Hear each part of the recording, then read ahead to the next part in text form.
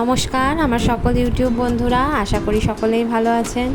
সকলের সুস্থতা কামনা করে আজকের আমার ব্লগটি শুরু করলাম।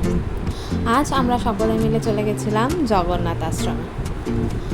জগন্নাথ আশ্রমটি অবস্থিত নদিয়া জেলা বল্লভপাড়া নামক এক গ্রামে। আমাদের কাটোয়া থেকে গঙ্গার ঘাট পেরিয়ে তারপর হেঁটে 5 মিনিটের পর আমরা টোটো করে কাটোয়া গঙ্গার ঘাটে চলে গিয়েছিলাম। টোটো স্ট্যান্ড থেকে গঙ্গার ঘাটে একটু হেঁটে যেতে হয়। যাওয়ার পথে একটা মন্দির চোখে পড়েছিল, তাই ক্যামেরা বন্দি করে নিয়েছিলাম। আর এটা হচ্ছে গঙ্গার ঘাটের কাছেই অবস্থিত এক মন্দির। দুপুরবেলা হয়ে যাওয়ার কারণে মন্দির বন্ধ হয়ে গিয়েছিল। আর এই যে অপূর্ব সুন্দর মুহূর্ত, গঙ্গার ঘাট পেরোনোর মুহূর্ত, তাই ক্যামেরা বন্দি না করে আর পারলাম না।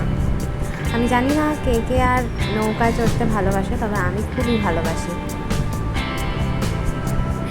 এই যে এখন আমরা নৌকায় করে গঙ্গার ঘাট পেরোচ্ছি।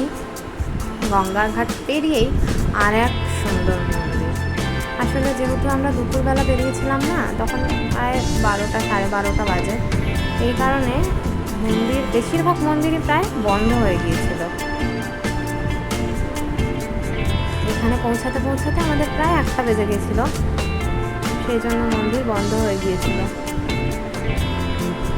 আর এই যে রাস্তা, দুদিকে গাছে ভরা, আর মাঝখান দিয়ে গেছে সরু রাস্তা। এই রাস্তা খুবই ভালো লাগে। সকলে মিলে রাস্তা দিয়ে হাঁটতে আরও ভালো লাগছে। এই যে সামনে চলেছে আমাদের বিচ্ছু সিং, আমার দাদার ছেলে, রূপঙ্কর বণিক। আমরা পৌঁছে গেছি জগন্নাথ মন্দিরে। জগন্নাথ দেবকে ভোগ দেওয়া হয়েছিল।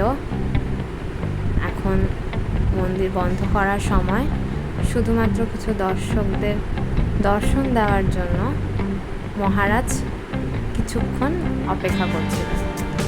এটা হচ্ছে মন্দিরে প্রবেশ করার পথ, মন্দিরের মেন গেট। এই যে মন্দির বন্ধ হয়ে গেছে। আসলে আমরা গিয়েছিলাম মন্দিরের প্রসাদ খেতে। সকলে মিলে চলে গিয়েছিলাম আমরা। আজকের দিনটি খুবই সুন্দরভাবে কাটালাম সবাই মিলে, তাই আপনাদের সাথে শেয়ার না করেও পারলাম না।